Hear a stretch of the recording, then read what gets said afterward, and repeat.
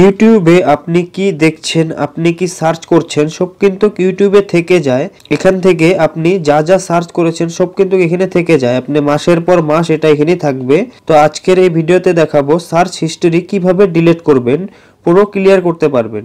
এই কোণাতে আপনার প্রোফাইল দেখতে পারবেন, এটার উপরে একবার ক্লিক করবেন। এখানে দেখুন হিস্টরি, এখানে আপনি যা যা ভিডিও দেখছেন সব ভিডিওগুলো কিন্তু এখানে থেকে যায়। আর এই পাশে দেখতে পারবেন ভিউ অল, এটাতে একবার ক্লিক করবেন। এই কোণাতে 3 ডট দেখতে পারবেন, এটার উপরে একবার ক্লিক করবেন। এখানে একটা অপশন পাবেন ম্যানেজ অল হিস্টরি, এটার উপরে একবার ক্লিক করবেন। এইখানে সব জিমেল আইডি গুলো এখানে শো হবে। আপনার কাছে যদি একটির বেশি জিমেল আইডি থাকে আর যে জিমেল আইডিতে আপনার ইউটিউব চ্যানেল আছে সেটার সিলেক্ট করে নেবেন। তো আমি এই আইডিটার চ্যানেলের সবকিছু হিস্টরি ডিলিট করব, তো আমি এটা সিলেক্ট করে নিলাম। এখান থেকে এইখানে একটা অপশন দেখতে পারবেন ডিলিট, এটার উপরে ক্লিক করবেন।